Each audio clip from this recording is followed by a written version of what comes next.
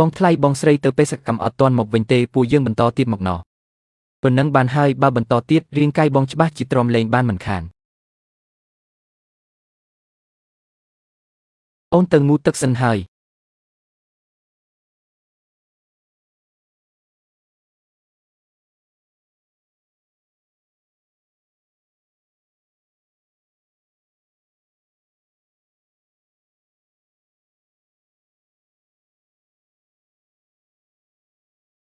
បងថ្លៃតើបងមានអារម្មណ៍ថាអីគេលាថាបងចង់ទិញខ្សែពេជ្រមួយខ្សែនោះឲ្យបងស្រីបានលឺមកពីណាតែអូនឯងពិតជាហ៊ានទាវមែនណាចុះបងថ្លៃព្រមឲ្យអត់ហើយឈ្មោះបងមើលហៅថាម៉េចទៅ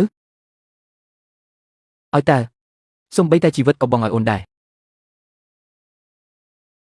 កូនសម្លាញ់កូនឯងប្រកាសទេថាស៊ីចឹងលួចមានស្រីនៅក្រៅនោះស៊ីចឹងគឺជាបរិះដែលមនុស្សស្រីគ្រប់គ្នានៅទីនេះចង់បានតែគេតែងតែរក្សាខ្លួនបានល្អសំបីតែរឿងអាស្រូវក៏មិនដែលមានផងមិននឹងអាចទៅបើកបន្ទប់ជាមួយស្រីផ្សេងបានទៅកូនក៏សង្ឃឹមថាវាត្រឹមជាពាក្យចាំអារ៉ាមដែរតែគេផ្ញើរូបថតមកឲ្យកូនបាត់ទៅហើយគឺនៅទីនេះតែម្ដងថ្ងៃនេះកូនត្រូវតែធ្វើឲ្យមានមេធ្មប់ដែលហ៊ានតាក់ទងស៊ីចឹងនោះងប់បងថ្លៃពេលវេលានៅវែងឆ្ងាយណាស់បើបន្តទៀតរាងកាយតូចតាចរបស់អូនច្បាស់ជាទ្រាំលេងបានហើយបងទៅងូតទឹកសិន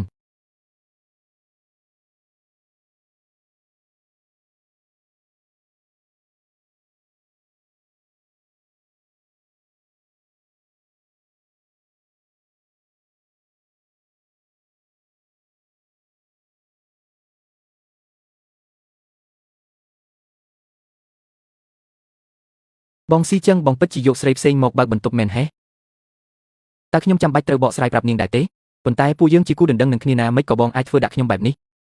ការរៀបការនេះគឺចាស់ទុំជាអ្នកចាត់ចែងមិនមែនខ្ញុំទេតើនរណាឲ្យខ្លាំពួកនាងហ៊ានមកឆែកបន្ទប់ខ្ញុំហាស៊ីចឹងក៏ព្រោះតែជីស៊ីនខ្វល់ពីឯងពេកនឹងហើយទើបនាងធ្វើអីខ្វះការពិចារណាបែបនេះយោគយល់ដល់ទំនាក់ទំនងរវាងគ្រួសារយើងទាំងពីរដែលរាប់អានគ្នាជាច្រើនឆ្នាំមកនេះកុំប្រកាន់ខឹងនឹងនាងអីណា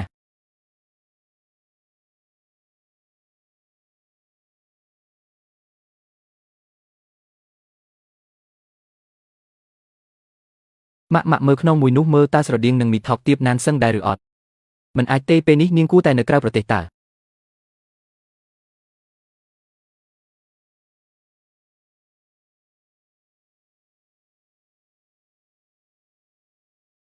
ម៉ាក់អានឈូសៀនាងចង្រៃនឹងវាត្រឡប់មកវិញហើយនាងពិតជាត្រឡប់មកមែនមិនអាចទេកូនឯងមើលច្រឡំទេដឹងវាចេញទៅក្រៅប្រទេស7ឆ្នាំហើយមិនក៏អាចមកវិញភ្លាមចឹងអត់ទេខ្ញុំមើលឃើញច្បាស់ណាស់គឺជានាងនឹងឯងម៉ាក់គិតមើលស្រីដែលតាក់ទងបងស៊ីម៉ទៅបើកបន្ទប់នឹងអាចជានាងអត់ឯងភ័យអីកុំបារម្ភអីតំណែងប្រពន្ធធំគ្រួសារស៊ីគឺមានតែឯងនឹងហើយតោះទៅឆែកកាមេរ៉ាមើលថ្លើមធំណាស់ឯងចាំបងមើលសិនមើលមានបាក់ដៃបាក់ជើងអត់ខ្ញុំមានហេតុផលដែលត្រូវមកវិញតើបងដឹងឯងសង្ស័យពីមូលហេតុស្លាប់របស់អ៊ំស្រីប៉ុន្តែរឿងអស់នេះចាំបងជាអ្នកស៊ើបទៅឯងមិនមែនប្រយុទ្ធតែឯងទេក្រោយក្នុងឯងនៅមានបងនិងគ្រួសារឈីនទាំងមូលណា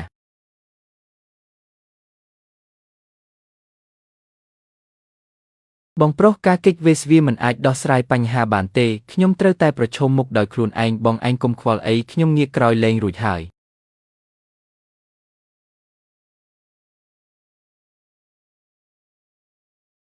ខ្ញុំដេកជាមួយស៊ីម៉រួចហើយ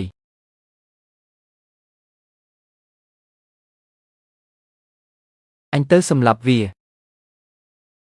ខ្ញុំជាអ្នកតាក់ទងគាត់មុនទេអញរាប់អានវាជាបងប្អូនតែវាហ៊ានដេកជាមួយប្អូនអញបងឯងគិតមើលគាត់គឺជាប្រុសដែលអានជីស៊ីនស្រឡាញ់បំផុតហើយគាត់ក៏ជាមនុស្សមានអំណាចបំផុតនៅជីងប៉ីដែរ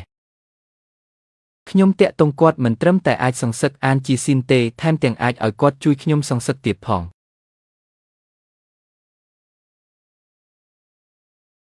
ចុះឯងស្រឡាញ់វាអត់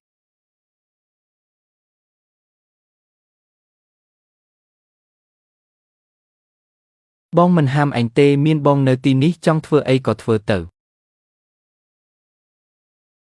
អត់បញ្ហាទេ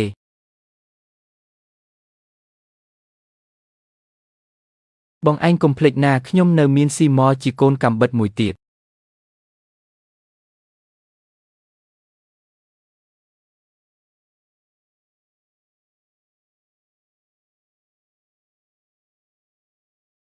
ខ្ញុំចង់ឆែកមើលកាមេរ៉ាសុវត្ថិភាពអំបញ្ញមិញបន្តិចសូមទោសចាស់ខ្ញុំជួយមិនបានទេកាមេរ៉ាសុវត្ថិភាពលើកលែងតែប៉ូលីសមានលិខិតត្រឹមត្រូវទើបយើងអាចឲ្យមើលបានឲ្យនាងឯងជួយគឺជាឱកាសឲ្យនាងឯងស្គាល់ពួកយើងហើយនាងឯងនៅមកធ្វើរកទៀត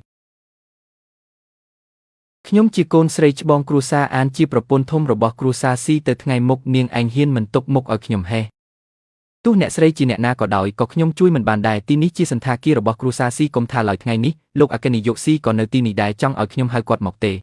មិនស្គាល់ល្អអាក្រក់មែនតោះអាឡូជំនួយការសៀវពួកគេពិតជាមកសុំមើលកាមេរ៉ាមែនចាខ្ញុំដេញពួកគេទៅវិញហើយចាយល់ហើយ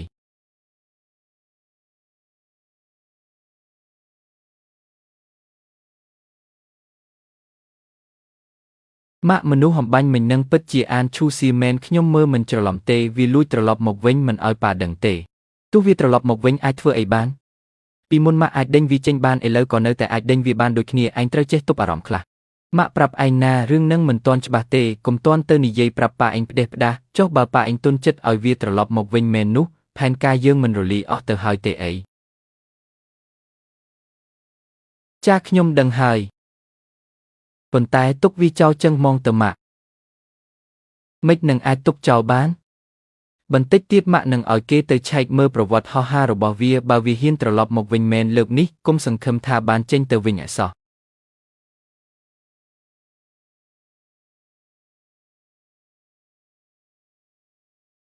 លោកប្រធានឆេលោកប្រធានជួយខ្ញុំផងខ្ញុំមិនចង់ស្លាប់ទេជួយឯងមានហេតុផលអីត្រូវជួយគឺលោកប្រធានចាស់ជាអ្នកឲ្យខ្ញុំមកគាត់ប្រាប់ថាក្រៅពីរកលុយនៅកន្លែងលោកត្រូវឆ្លៀតឱកាសបំផ្លាញកេរ្តិ៍ឈ្មោះលោកទៀតដើម្បីឲ្យលោកព្រមប្រគល់តំណែងមេគ្រួសារឆៃទៅឲ្យគាត់វិញលោកប្រធានជួយខ្ញុំផងលោកប្រធានចាស់លេងខូចរហូតអញ្ចឹងតើពេលណាទើបចប់រឿងទៅខ្ញុំសម្បត្តិទៅហើយចុះឯងនៅមិនទាន់ទម្លាប់ទៀតហីប៉ុន្តែអ្នកទាំងពីរជាឪពុកនិងកូនមិនមែនចង់បែបនេះអស់មួយជីវិតទេដឹងតាំងពីគាត់មានស្រីខាងក្រៅធ្វើឲ្យម៉ាក់ខ្ញុំខឹងរហូតចេញពីផ្ទះខ្ញុំលែងមានឪពុកដូចជាគាត់ទៀតហើយតាំងពីលោកតាប្រគល់តំណែងនេះឲ្យខ្ញុំគាត់ក៏លែងមានកូនប្រុសដូចជាខ្ញុំដែរ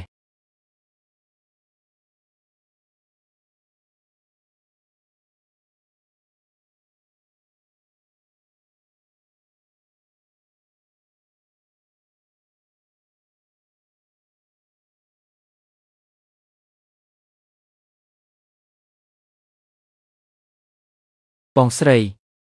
ខានជួបគ្នាយូរហើយណោះ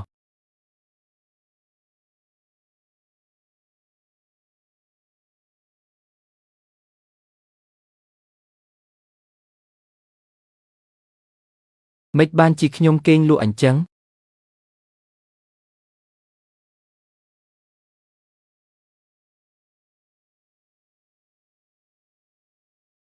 សណ្ដំបានសម្រេចអត់ដល់ម៉ោងសម្ដែងហើយចាំមើលរឿងល្អហ្មងទៅ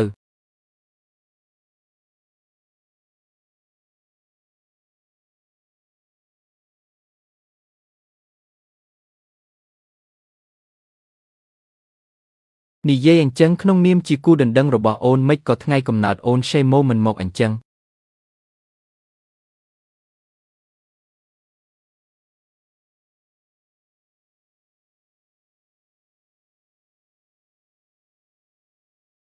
ខ្វល់ពីគឹមគឺមិនមកធ្វើអីមានស្រាត្រូវតែផឹកឲ្យសប្បាយថ្ងៃនេះត្រូវតែ happy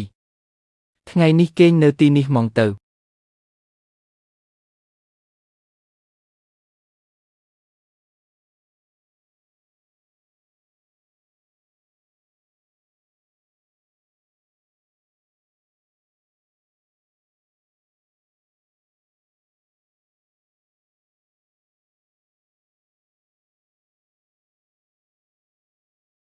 surprise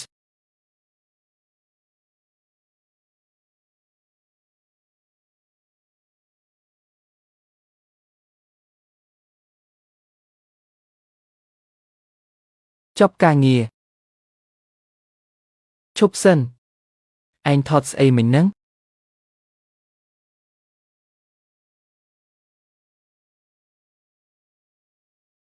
ជាមនុស្សរបស់ Shi Zhengo ទៀតហើយមែនទេ